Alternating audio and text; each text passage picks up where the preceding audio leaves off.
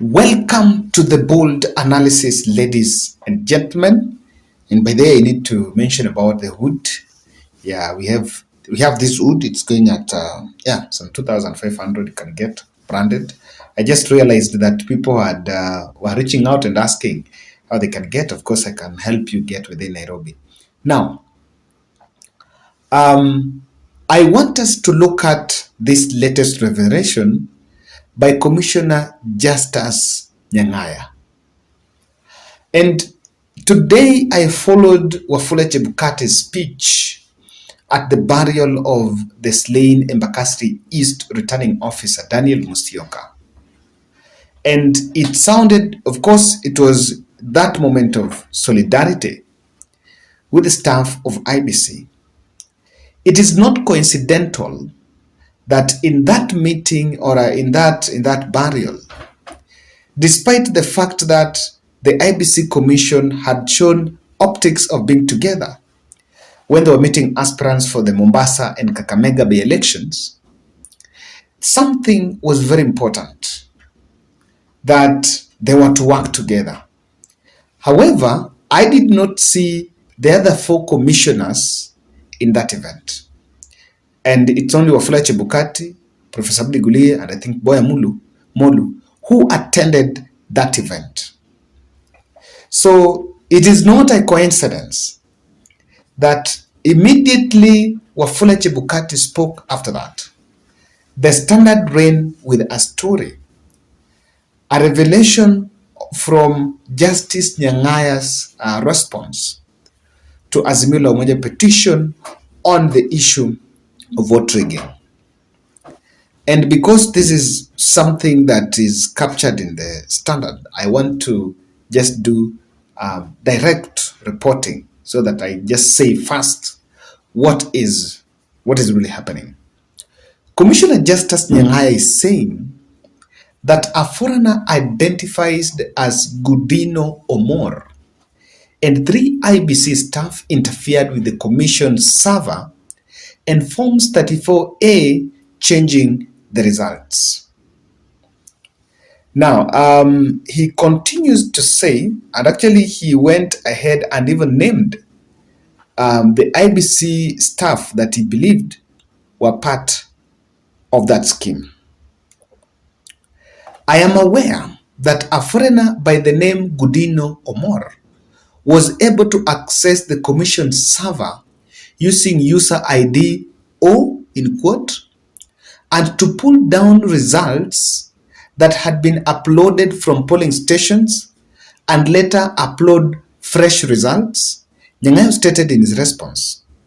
The commissioner further claimed that Omor had gained access to the server from June 1st in 2022 and stayed till after the declaration of the final tally.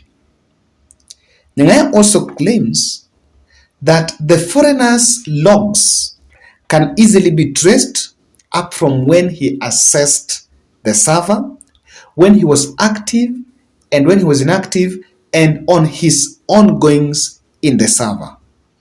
He has also named 3 IEBC staff, Abdi Khadir Maalim, Moses Sunkuli, Gideon Balang, as individuals who assessed the commission servers, pulled down some uploaded results, and subsequently uploaded others. It continues to say, I want to get it for you.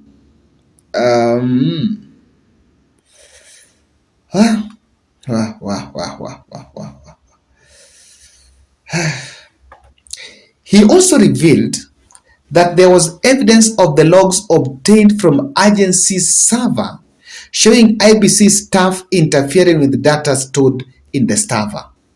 He further claimed that changes had been made on Forms 34B after being previously pulled down and uploaded afresh.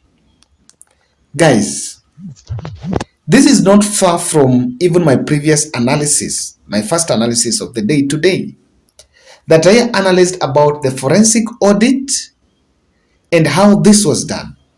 Remember the question by George Njoroge that if the scanned copies were JPEG, at what point and for what motive were they converted to PDF and sent to the portal?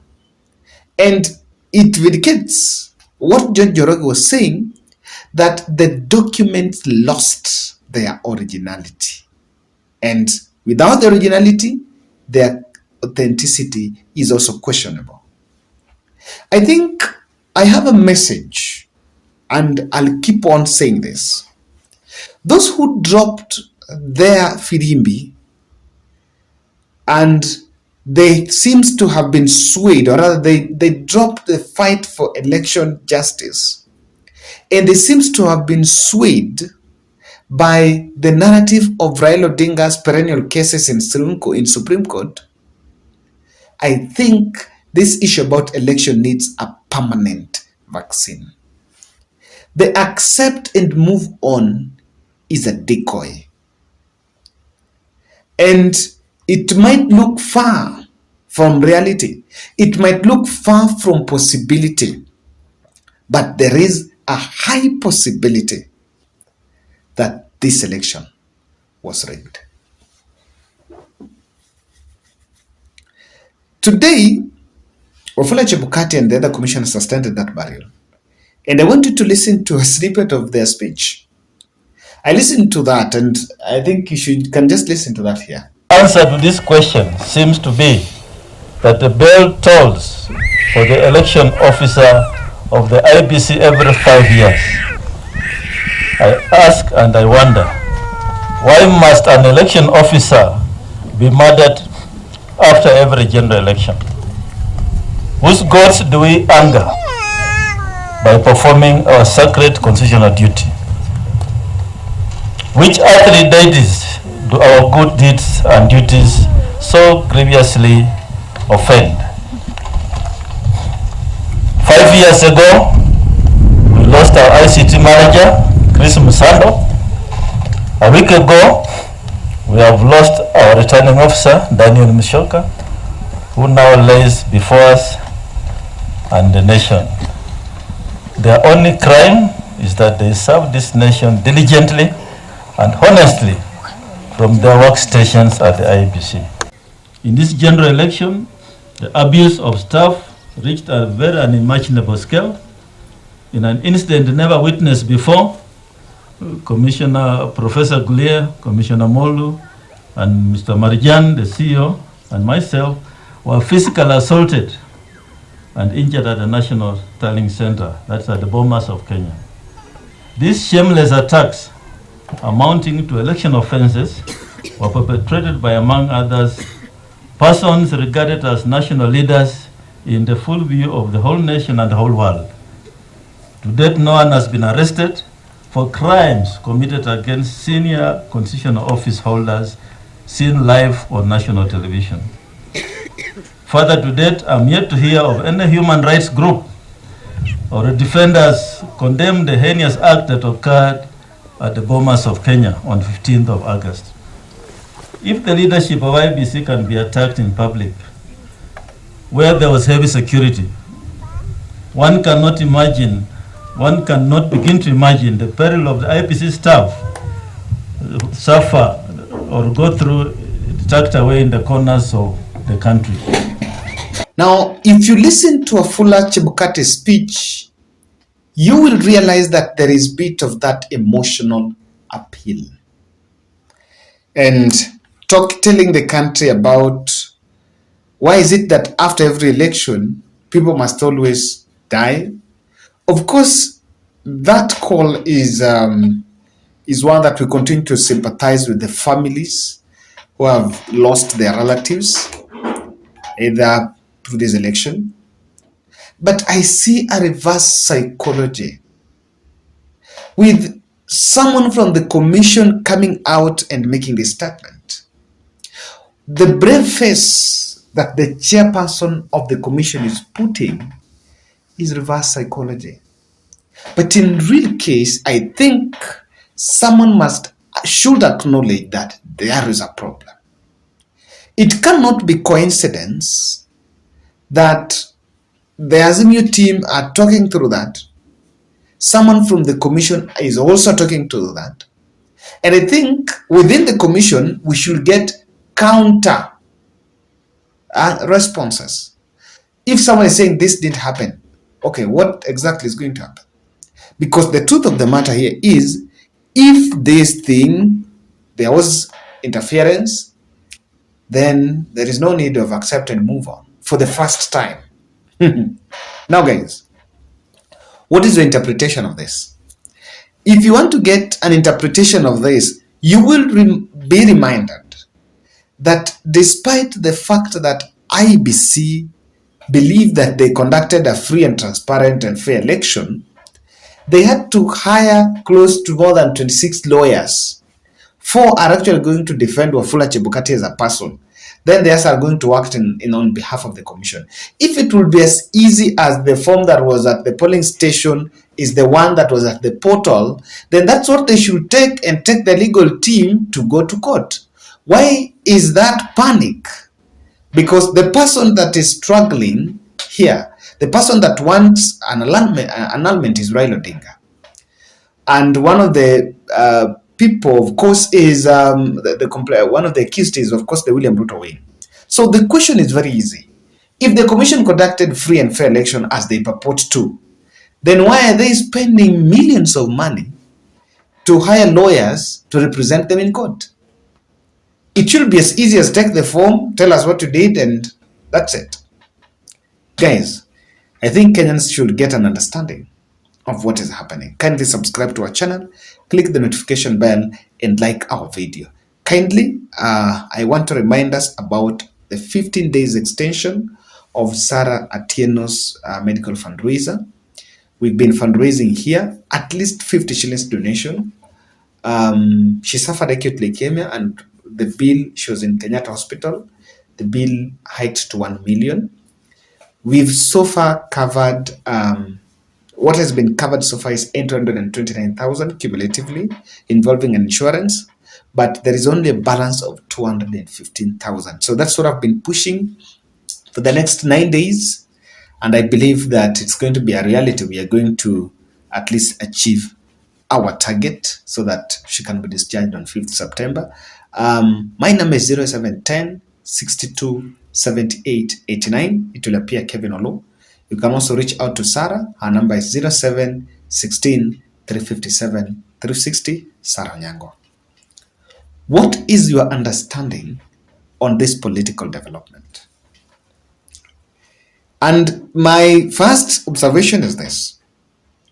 Wafula Chebukati should get worried, because this is the kind of evidence that commissioners have unleashed. Then what do you think is behind the scene that have not been unleashed?